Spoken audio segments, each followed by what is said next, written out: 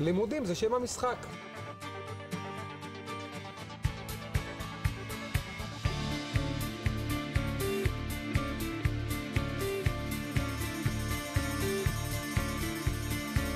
בנוף הבתים הישנים אשר היו צילי בימי ילדות חלפו הרבה שנים, חלפו הרבה שנים.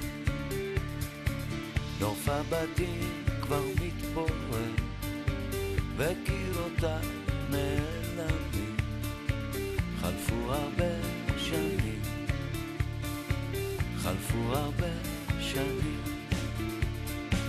בגן העדן של ילדות אשר היה בורח.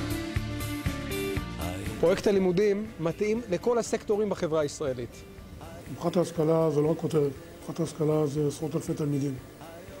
ומהפכת ההשכלה זה גם סבסוד בהרבה כסף שאנחנו משקיעים בלימודים, על מנת באמת להביא את הבשורה של ההשכלה לכל רחבי מדינת ישראל, וזאת המהפכה. ברגע שהם מביאים מהליגה הלאומית מרצים באיכות, אין ספק יש הצלחה שהיא הצלחה מרובה, שבסוף ציבור העובדים מאוד מאוד מרוצים, וזה המטרה וזה מה שחשוב לכולנו. היום דרך העמותות יש להם את האפשרות להגיע לכאן. העמותות האלה, דרך ההרצאות שהעובדים האלה מקבלים, הם מאוד מרוצים מההרצאות.